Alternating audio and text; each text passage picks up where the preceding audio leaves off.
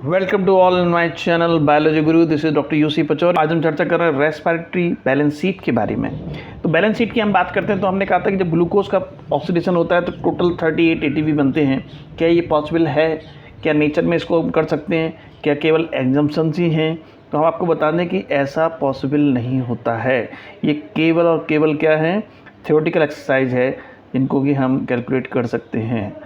ठीक है, किस तरीके से देखी जाए तो पॉसिबल होता है calculate the net gain ATP. Net gain को बता रहे हैं 38 एटीपी निकलेंगे from every glucose molecule oxidized. लेकिन रियलिटी की हम बात करें तो क्या समझ में आएगा आपको? रियलिटी कुछ अलग ही है। तो रियलिटी में क्या है, it is only theoretical exercise. ये सही नहीं है। Calculation can be made certain exemption. यहाँ पे एग्जम्पशन ले लिए हैं। सबसे पहले क्या है कि जो आपने देखा था ग्लूकोज से लेके then Krebs cycle then ETS, वो एक सीक्वेंस में चलना चाहिए। एक तो उन्होंने कहा कि सीक्वेंसल होना चाहिए, ऑर्डरली रिएक्शन होना चाहिए। कैसे कैसे? जैसे ग्लाइकोलाइसिस चलना चाहिए सभी स्टेप, फिर TCA के सभी स्टेप। TCA कहें या इसी को हम क्या बोलते हैं, Krebs cycle, okay, and then ETS। तो एक सीक्वेंस में चलना चाहिए। नेक्स्ट आपका क्या है, जो NADH आपने बनाए थे ग्लाइकोलाइसिस में उनको भी भेजना चाहिए कहाँ, माइटोकॉन्ड्रिया के अंदर। फिर वो जाएंगे अंडर OP मतलब ऑक्सीडेटिव फास्फोराइलेशन, जिससे कि वो वहाँ पे क्या करेंगे, ATP सिंथेसाइज करेंगे।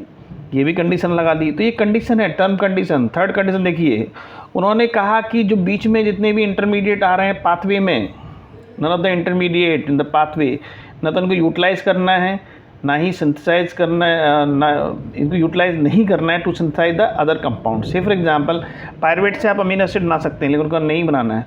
एस्टर कोएंजाइम से आप फैटी एसिड बना सकते हैं लेकिन उन्होंने कहा नहीं बनाना है। मतलब इस तरीके से सक्सियल कोएंजाइम में क्लोरोफिल सिंथेसिस में काम आता है। हालांकि ये सब चीज़ें अपन आगे लेक्चर में पढ़ेंगे कि एम्फिबॉलिक पाथवे क्या है तो और अच्छे समझ में आ जाएगा। कुल मिला के ये है कि जो इसमें इंटरमीडिएट आ रहे हैं उनको यूटिलाइज नहीं करना है to synthesize any other compound. Only glucose, केवल ग्लूकोज को ही लेना है। ऐसे respiratory substrate, no other alternate substrate are enter in the pathway और any intermediate stage.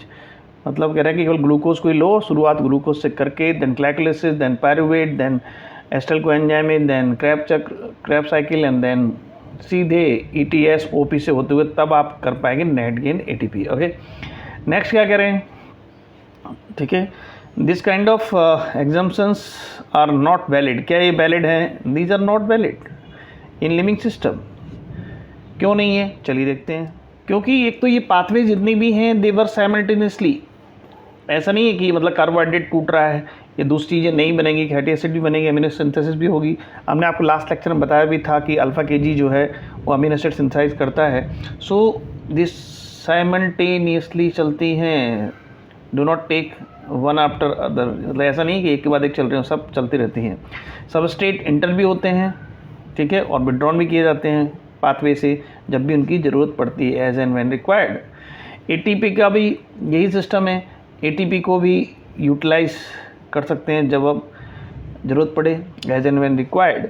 Enzyme action, वो क्या है कि सभी एंजाइम जो कंट्रोलिंग है वो कई तरीके से होती है। The enzyme action control by multiple means, yet it is, लेकिन इसके बावजूद भी कह रहे हैं कि ये यूज़फुल है किसके लिए, to exercise the appreciate the beauty and efficiency of the living system. Okay, तो इसको करना चाहिए।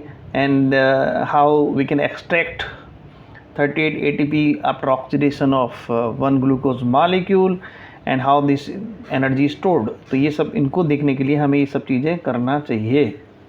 लेकिन हम फिर आपको याद दिला दें, ये केवल और केवल क्या है, एग्जम्पशंस हैं। ये पॉसिबिलिटी बहुत ही कम रहती है। ओके, नाउ तो इस तरीके से आप कितने ATP नेट गेन मिल जाएंगे, 38 ATP। कब? Aerobic respiration after oxidation of one molecule of glucose. अब हमें देखना है कि डिफरेंस क्या होता है फर्मेंटेशन और एरोबिक रेस्पिरेशन में। चलिए आइए देखते हैं। फर्मेंटेशन एंड एरोबिक रेस्पिरेशन की हम बात कर रहे हैं। इसमें क्या है, फर्मेंटेशन में क्या है, पार्शियल ऑक्सीडेशन होता है क्योंकि अल्टीमेटली वहाँ पर आपका इथेनॉल या लैक्टिक एसिड बनेंगे अलग अलग फर्मेंटेशन में। लैक्टिक फर्मेंटेशन में लैक्टिक एसिड बनेगा, एल्कोहल वाले में इथेनॉल बन जाएगा।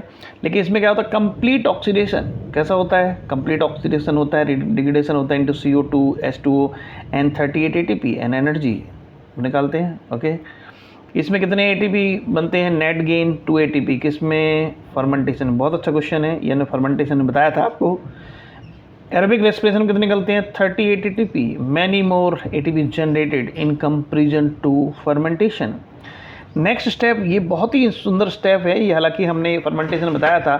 यहाँ पे NADH का NAD में ऑक्सीडेशन, ठीक है, NADH ऑक्सीडाइज इनटू NAD कैसे हो रहा है, ये ऑक्सीडेशन कैसे हो रहा है, बहुत ही स्लोली होता है, किसमें, फर्मेंटेशन में। यहाँ पर विगरस बहुत तेज़ी से होता है। तो ये आपका कोई डिफरेंस हो गया फर्मेंटेशन एंड एरोबिक रेस्पिरेशन के बारे में।